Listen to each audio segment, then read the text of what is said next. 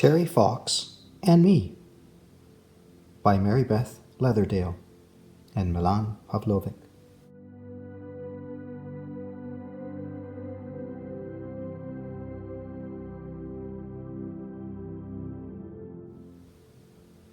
Every friendship starts somewhere. Ours begins at the Mary Hill Cobras basketball tryouts in the small city in British Columbia where two rivers meet and become one.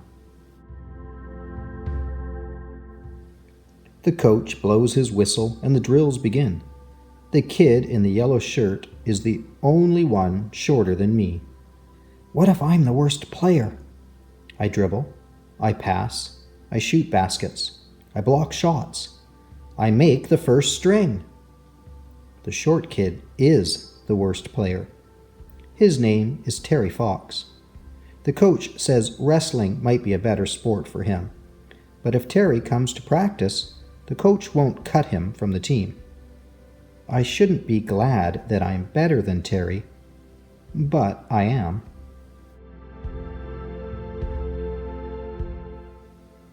The next day, the phone rings. It's Terry. Hi, Doug. Want to play some one-on-one? I need to work on my game. Nah, I can't. I'm busy, I say. I'm not really busy. I just don't want to play with the worst kid on the team. A week later, Terry's still calling. This guy won't give up. And I like to win. So, I say yes. School ends, but all summer long, Terry and I practice. Terry learns to keep his head up, stay low, step back, fake. Terry's not so bad. He's funny.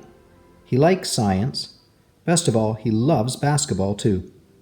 Even though I beat him every game, he never complains.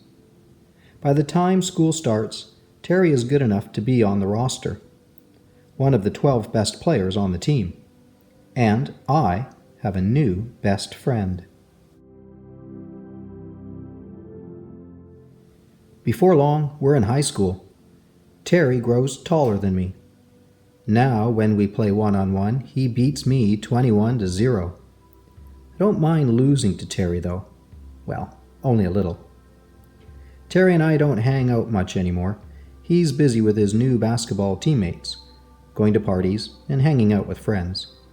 I'm busy too, training for the biggest cross-country race of my life, the Provincial Championships. Cross-country is the one sport Terry doesn't like. Maybe it's because he's always far behind me. The night before the championship, my mind is spinning. What if I start too fast and lose steam by the end? Or I hang back too long? What if I'm the slowest runner?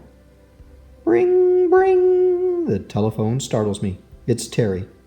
Good luck tomorrow, he says. Just do your best, Doug. One step at a time. All through the race, Terry's voice echoes in my head. I win the second place medal. When university starts, Terry and I drive to the campus in his old beat-up car.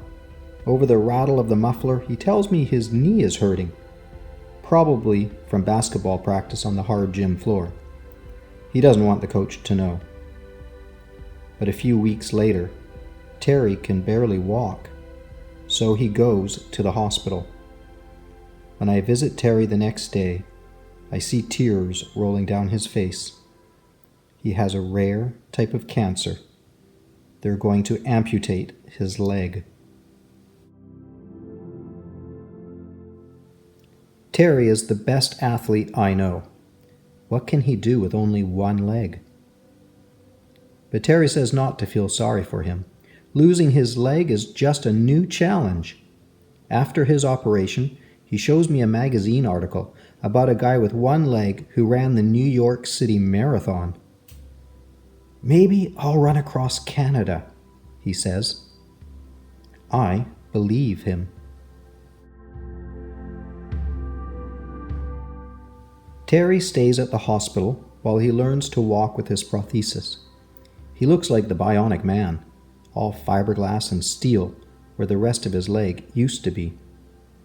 At first, Terry practices walking with 2 crutches, then 1 crutch, Then, just a cane. One day when I'm bringing him some schoolwork, he surprises me at the elevator, empty hands raised in victory. "How do you walk here?" I ask.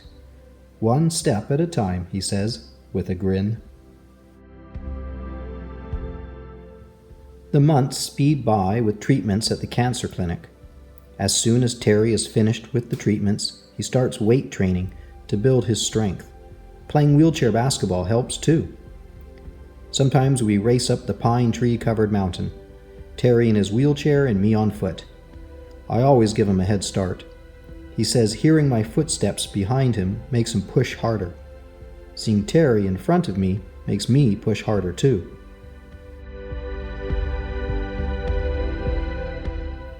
Terry tells me a secret. He wants to run across Canada to raise money for cancer research. Will you help me train? I tell him to start slow, run a little farther each day, give his body time to recover. In a year or two, he'll be ready. But it's not just Terry's body that has to adapt to running. His artificial leg does too. Terry and his prosthesis, a person who makes artificial limbs, get to work. They start with a regular artificial leg for walking.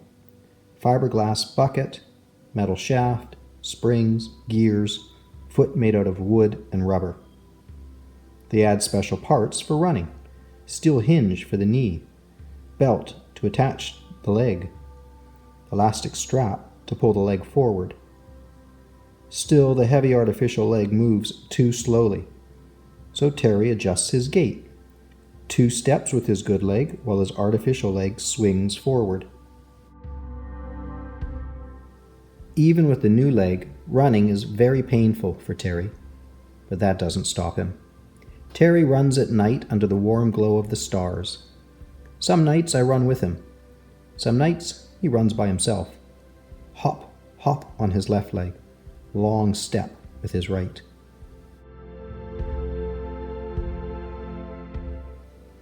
By the end of the summer, Terry is running 8 kilometers a day. I ask him if he wants to enter a race with me. When he tells me to enter him in the shorter distance, I push him. You run almost that far now. Why don't you run the longer distance? It will be a bigger challenge.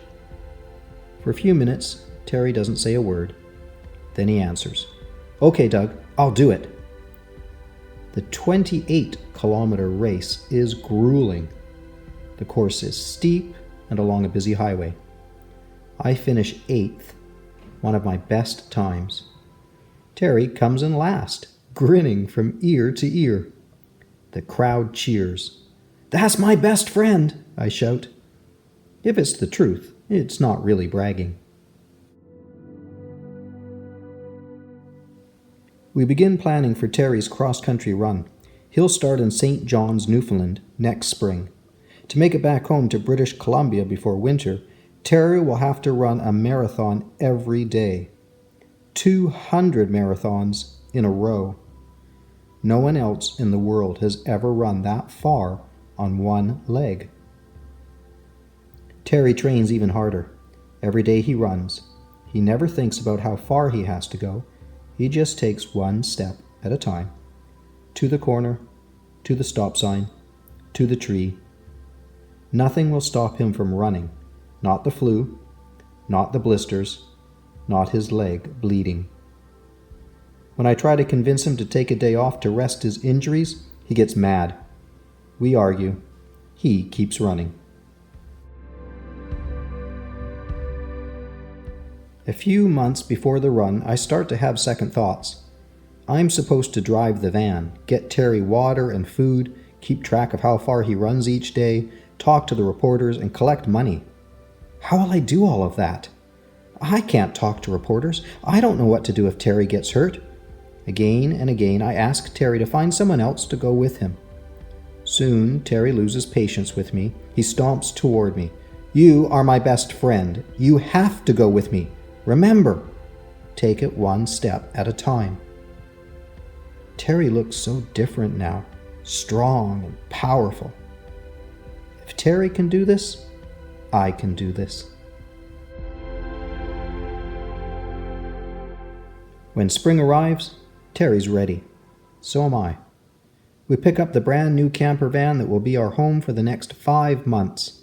It has everything we need: fridge, stove, stereo, beds, stinky chemical toilet.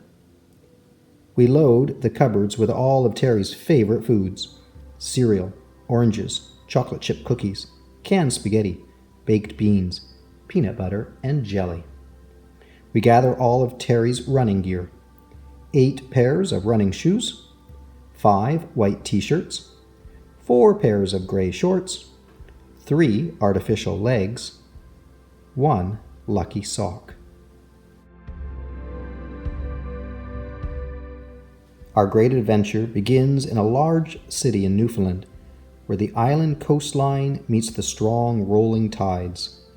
Side by side we stand on the rocky shore. Terry dips his artificial leg into the swirling water. He turns to look up at the steep hill ahead. "Just do your best, Terry," I smile. "One step at a time." Then he starts to run.